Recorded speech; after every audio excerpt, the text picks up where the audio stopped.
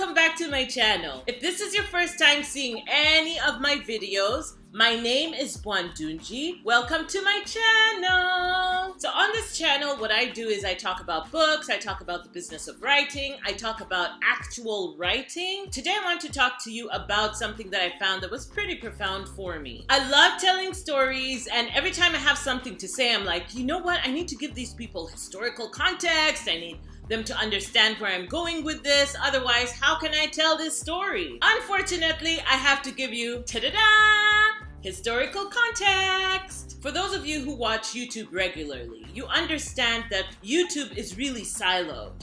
There are some places that you will never find, some channels you will never watch, simply because they talk about things and exist in a space that you don't exist in. And something happened in the booktube sphere of North America, and I believe it happened either the end of last year or early this year. A popular booktuber wrote a book with another author, and everybody hated it. Well, not everybody. I mean, there were some people who loved it, but most booktubers hated it and gave it horrible reviews on YouTube. Some of the comments were constructive in their criticism, some of the comments were mean, and as a result, you know, there were fallings out and so much drama on YouTube.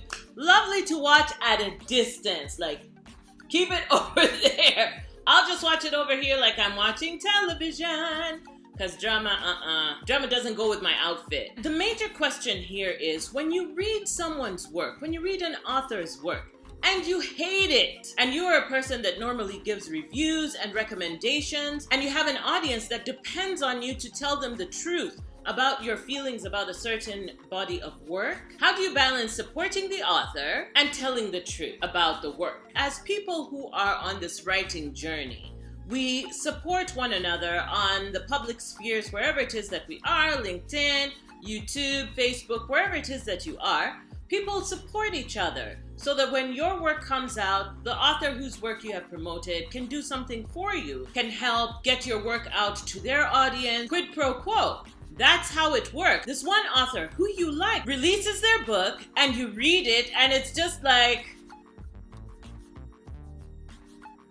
what am I going to say about this work? What am I going to say about this book that has just been released? And how can I be honest? Because do I actually want the people who are looking to me for recommendations to pick up this book and read it and think it's bad and then question everything I've ever said? And I know that's very dramatic, but that is the truth. Now, granted, we all have different tastes. The book that I love, you may hate. The book that you love, I may not like. We get to know each other, we get to know our likes and dislikes, and eventually you settle with the person who you think gives you the most value. So now you've settled on me, and I've read this book, and I hate it. What is going to happen then? So what I want to do today is give you some tips on how you can handle this, how it is that you can allow yourself to be authentic, to be yourself on your platform, and still be supportive of authors even though you do not like their work. Number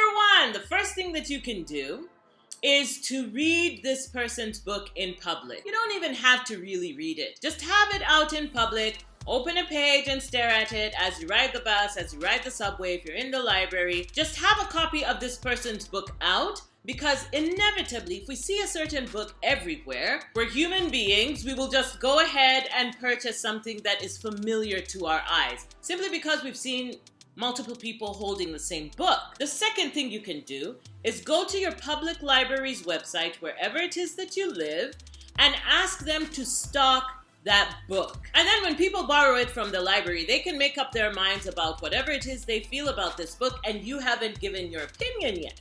The third thing that you can do is to go completely technical with it. Whatever it is you learned in your creative writing courses, or whatever it is that you have picked up from articles online about how to structure a plot, about narrative, about voice, you can go ahead and just get really technical about those things, because you cannot dispute facts. And when you do a technical critique, you can also give constructive feedback. The last thing that I would do if I needed to support an author, but I didn't like their work, I can buy books and give them away as presents to people. Just because I didn't like the book doesn't mean that other people are not going to like it.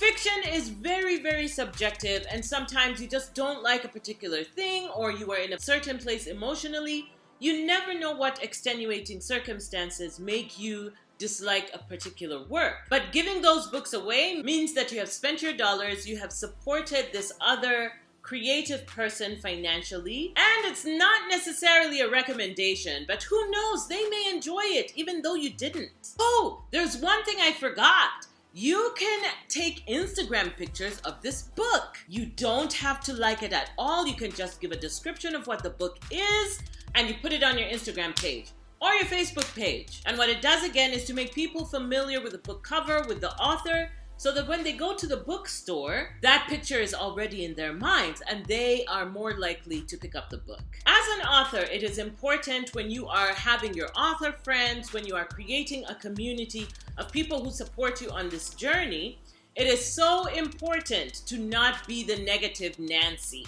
to not be the person who everybody is afraid of coming close to, because eventually when your work comes out, you want to have that same community around you. It is better to be supportive than sort of nasty about the reviews. Anybody can be nasty. It's not difficult. It's the best way to get people watching your stuff or reading your stuff is to have that headline that is just absolutely nasty about this popular new work of art. Choose to do the other easy thing, which is just to support the author and support their work. A lot of blood, sweat, and tears goes into a work of fiction. It is not an easy thing to do, but if we support each other, the community thrives. I would like to share a story with you that I found absolutely amazing.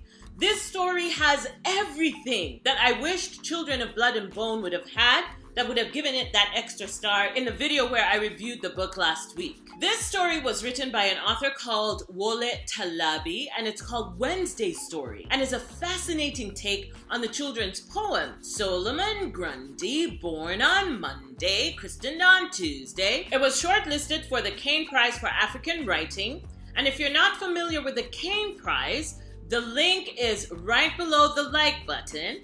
Go ahead and read the story and see what I am talking about. I will also be doing a review of all the stories that were shortlisted for the Caine Prize, so stay tuned for that. Watch out for that in the upcoming weeks, and we will see which one ultimately takes the Caine Prize. That's all I had for you. Those are the tips that I have to help you be a strong pillar in your author's community and support each other, even if you don't like the works that you need to support. As always, thank you so much for being here with me. As you can see, I'm in a different place. I'm just visiting a friend, and I'm so grateful that she allowed me to use her living room so I can film today's video. And if you have not yet subscribed, please go ahead and do so. It is the easiest thing that you can do today. It is literally just clicking that button. Just tap it just a little bit, just tap, and you're subscribed. And then if you want to have notifications every time I upload a new video, ring that bell.